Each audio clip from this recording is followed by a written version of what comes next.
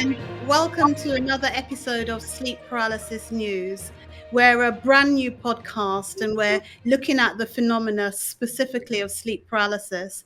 We're talking to guests about their experiences, and we want to share the information that we have about sleep paralysis, try and support listeners and guide them through the experiences as we seek to uncover more knowledge and more information about this really strange phenomena. I'm here with my co-host Cyrus, and Cyrus, I don't know if you want to say a couple of words.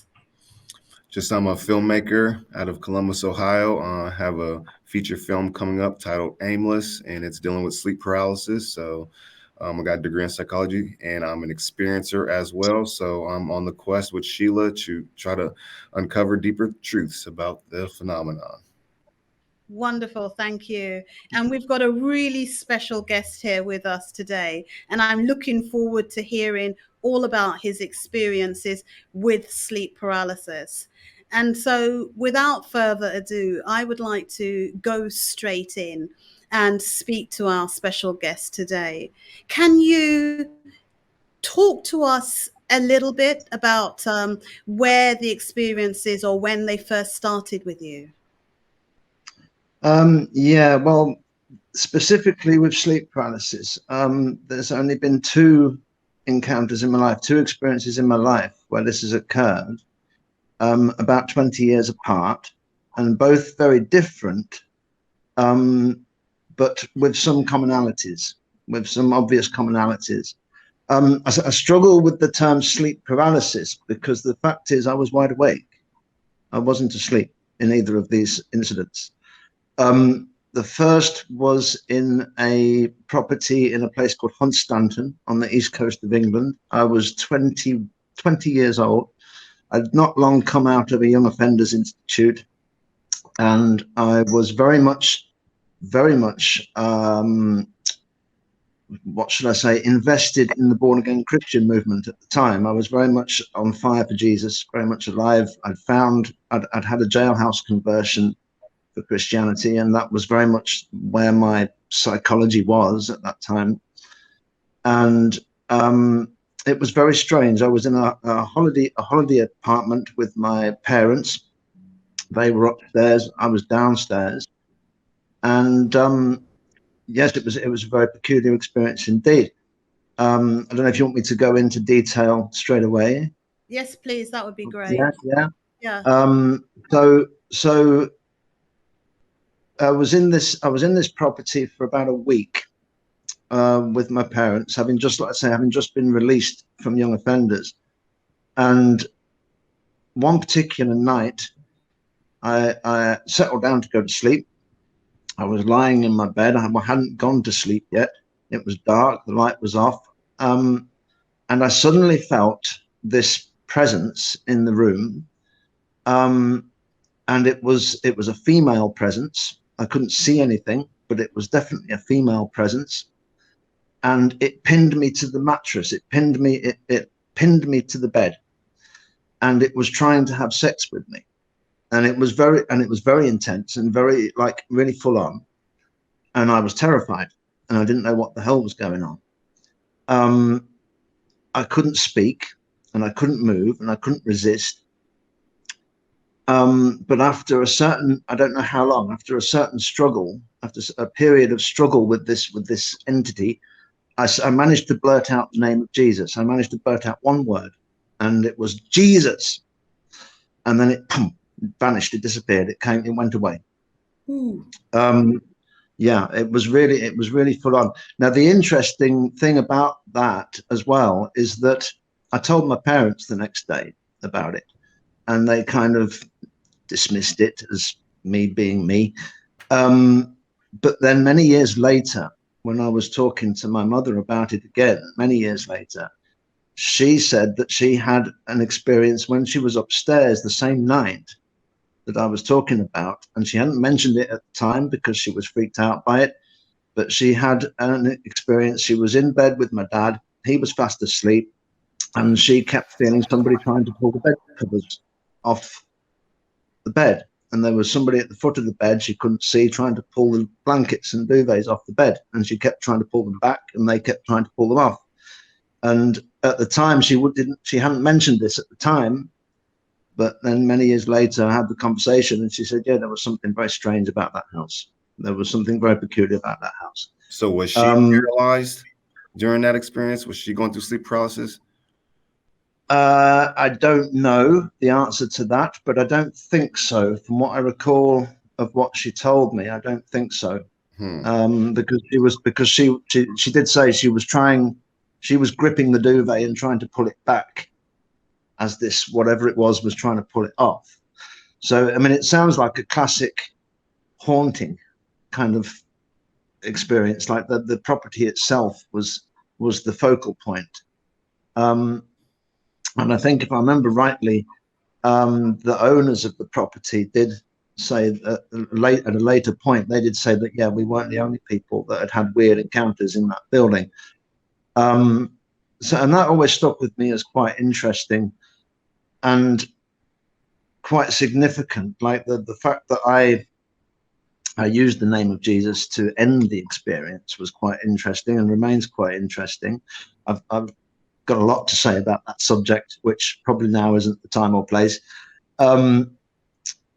But the second encounter that I had, the second experience of what I would call sleep paralysis that I had, was about 20 years later, and of a very different quality and within a very different context in terms of my psyche, in terms of where I was at, because I'd been spending, I'd been spending about a year engaging with the practice of meditation with the intention of making contact with extraterrestrial intelligence. And and after about a year of me doing this quite regularly, I had an encounter. I was living in Leicester in England at the time, in a terraced house, upstairs bedroom in a terraced house, nothing special. And I woke up in my bed and I couldn't move and I couldn't speak, but I was wide awake. And there were three tall, classic grey humanoids stood around me, one on each side and one at the foot of the bed. And they were all looking very intensely at the middle of my body, looking at my abdomen. It would be hard for me to describe them. My recall isn't very good in terms of like what they actually looked like, except that they were tall and thin. They were clearly humanoid, but clearly not human. And they were all focused very much at the middle of my body. And when I woke up to realize this was going on. And obviously I was quite alarmed by this. And I was alarmed by the fact I couldn't move. The fact I couldn't move and couldn't speak was freaking me out. And I started to have a bit of a panic. And suddenly they shifted their attention. They all lifted their heads from focusing on the middle of my body. They all lifted their heads and looked me straight in the eye and then disappeared. And then I could move again. And the impression I got, the feeling I got when they all looked at me in the face, I got the feeling that something had gone wrong, that I wasn't supposed to be conscious of them, that they were alarmed by the fact that I'd woken up. Like that wasn't supposed to happen. And then they all just disappeared. As soon as they realized, oh, we can see us, they were gone. And I wasn't asleep. I wasn't dreaming. There were some dreamlike qualities to the experience, which I can't deny. But, I was wide awake. It was very, very strange. And I mean, since then, I've had quite extensive experience with the extraterrestrial paradigm, which have kind of evolved my thinking on the subject. But that experience was quite scary. It was quite alarming, as I'm sure you can imagine. So they're the only two experiences of actual sleep paralysis that I've had in my life. I've got anecdotal experience as well from a friend of mine who tragically died last year, who had experienced this phenomenon all his life, and with quite frequency. And he would describe the classic thing of the woman sitting on his chest. He would wake up regularly with this feeling of like some woman sat on his chest trying to do him harm. But I've not had that as such, except for that first instance was very similar to what he described. That first instance that I had in the house would fall into that category. And I don't know how to categorize these experiences in relation to each other. What I can say, I listened to your podcast, the first podcast you did, and what Cyrus was saying, and the question that you asked about, does your religious belief affect the quality of the experience? And it's interesting for me because during that first experience, I was very much committed to the Christian paradigm and to the Christian mode of thinking and to the Christian belief system. During the second experience, I'd kind of moved away from that and into a more extraterrestrial focused kind of thinking and believing. And so it seems like, yes, maybe there's a kind of symbiosis between the quality of the experience and the internal reality of the person experiencing it, I think.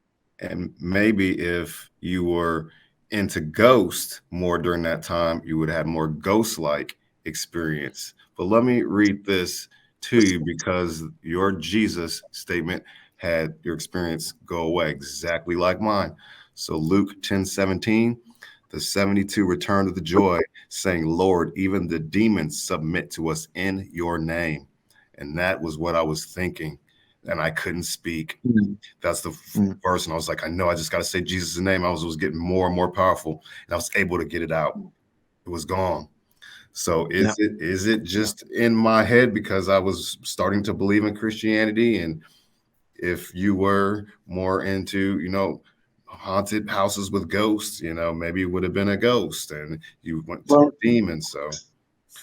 Well, that's very interesting as well, because as a child, I did experience ghostly visitations as a child, but not in a sleep paralysis context. The house I grew up in as a child was clearly occupied by relatives from the past, and I would often wake up and see them at the foot of my bed and see them in my room, but there was never anything sinister about those encounters. There was never anything frightening or in any way threatening about those encounters. They were always quite pleasant, actually. But yeah, I mean, it's curious, isn't it? I mean, I don't subscribe to the Christian faith anymore. I've kind of moved away from that, although I do recognize that there is a mystic truth at the core of it that is pretty universal. I still occasionally pray to Yeshua, as I would also occasionally pray to Shiva, or occasionally pray to whichever deity you want to pick. They're all kind of one to me these days. But it is interesting that if we invest psychological power in this talismanic name, then it has that power. It's like, I'm sure if I'd have grown up exposed in a Muslim culture, the same phenomenon could have happened if I'd have shouted Allah or Muhammad. It's what we bring to it. It's what we bring to it. I think it's your subconscious mind trying to make sense of what is happening. So whatever your subconscious mind believes, it will direct that dream or hallucination to something that's believable to you. So yeah, for sure. So can I ask, because you said you were engaging in like meditative kind of activities to engage with extraterrestrials, did you continue on that journey, and did you have any other kind of experiences through the meditation path? Yeah, that's been quite profound and quite remarkable actually since then. I mean, that was in 2012, that first experience, and since then life has been exceedingly strange. And yes, I've had many encounters of what I would call something intelligent, something inexplicable, something that defies my rationale and my understanding of what's physically possible, something that seems to fit the extraterrestrial hypothesis. These have not been encounters of humanoid beings, more the classic kind of UFO encounters. One of which actually really blew my mind. One was very strange because I read the work of Dr. Greer about a year after having this experience, and he described in his book Forbidden Truth, Hidden Knowledge, he described an encounter that was exactly the same as the one I'd had a year before reading his book.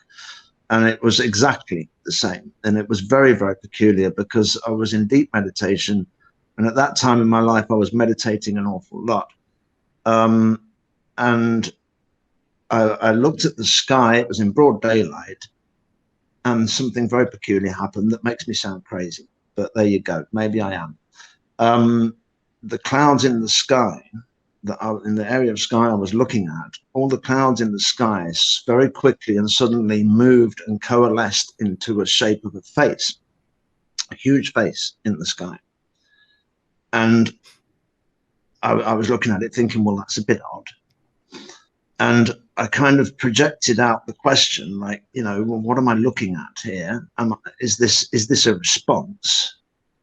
And as I had this very thought in my head, a light started flashing in one of the eye sockets of this face, and it started flashing on and off.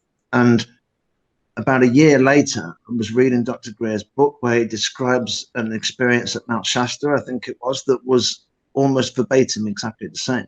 A very strange thing indeed.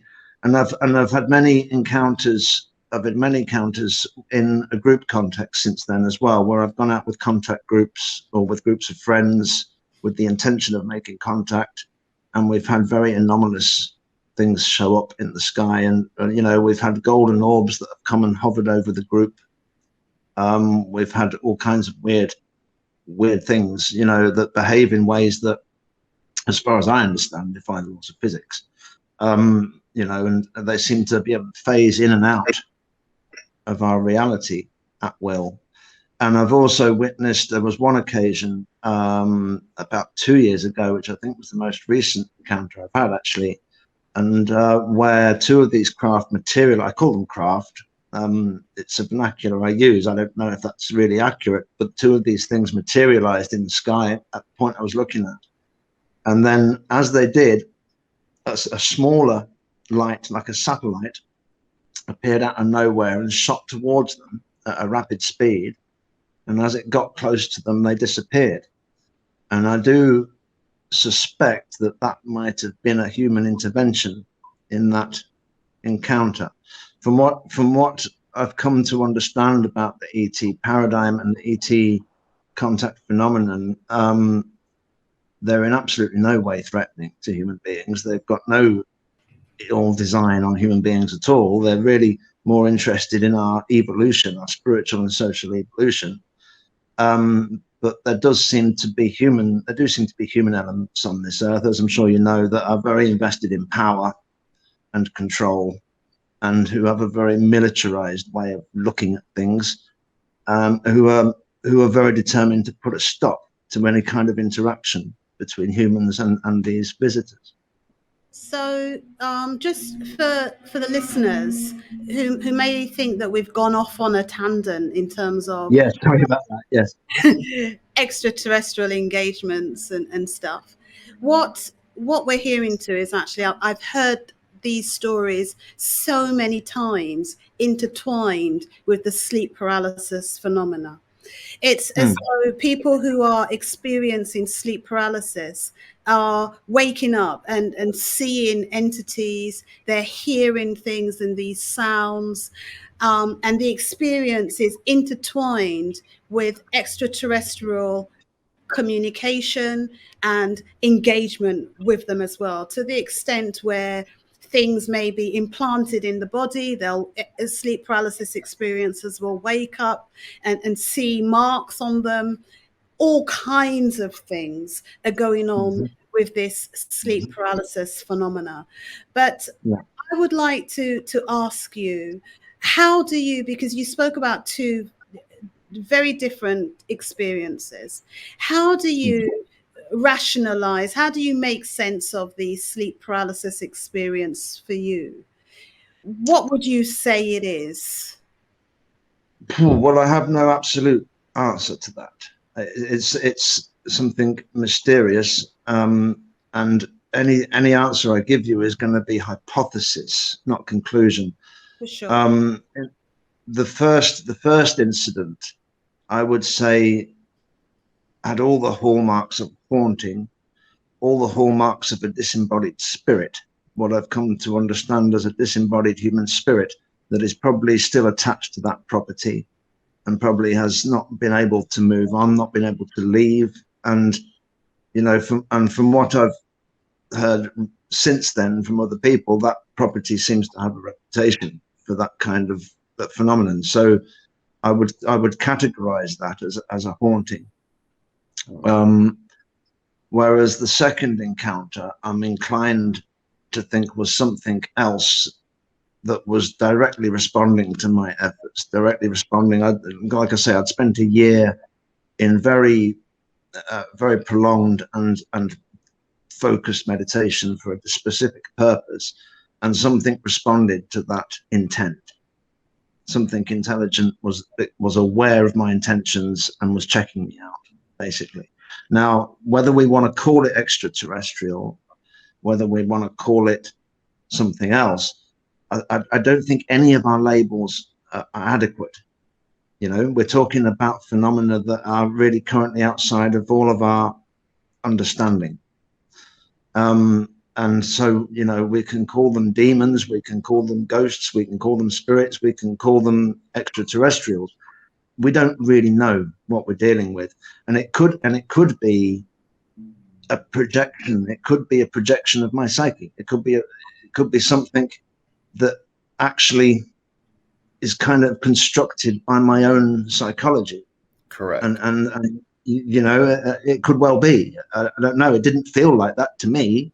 It felt very real to me, you know, but very objectively real. But you know, what is real? What and where is the line drawn between imagination and reality? We don't really know, do we?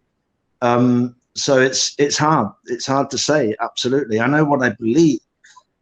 You know, I believe they were extraterrestrial, but that's what I've chosen to believe. That's how I've chosen to interpret the experience. I can't say with any absolute certainty that's what they were, you know, or that label is an adequate label. None of that answers. Sorry to interrupt. You're continuing on this journey despite the unknowns. Well, I'm fascinated by the unknown. As far as I said to somebody on Twitter the other day, you know, for as long as we fear the unknown, it shall remain unknowable. And so, you know, for me, I have faith. I have faith in a supreme consciousness, in a benevolent supreme consciousness. I have faith in the essential benevolence of life, the essential benevolence of consciousness itself. So for me, I don't feel there's a need to be directed by fear of the unknown. I think intellectual curiosity and openness is a much more mature and appropriate way of dealing with it and approaching it. You know, if we allow our thinking and our exploring and our investigating to be dictated to by fear, then we're going to stay in the dark ages. We're never going to get anywhere. So, you know, we only come to understand things by observing them and, you know, exploring them and discovering them and trying to understand them. Otherwise, we just remain ignorant. And if you had a choice not to have had those experiences, those two experiences, would you choose not to have had them, or would you prefer to have had them? Oh no, I'm very glad I had them. I'm very glad I had them. Life is very strange. My life has been peppered with high strange, and it's been bloody weird, to be honest. But I love it. You know, it's fascinating. It fascinates me, and it keeps me going. Really, it keeps me interested. You know, no, absolutely. I'm very, very glad to have had those experiences. And all of the strange that my life has contained, I'm very happy to have. It was where there's regret, involved would be maybe in my younger years when these things first started happening. If I could have handled it better.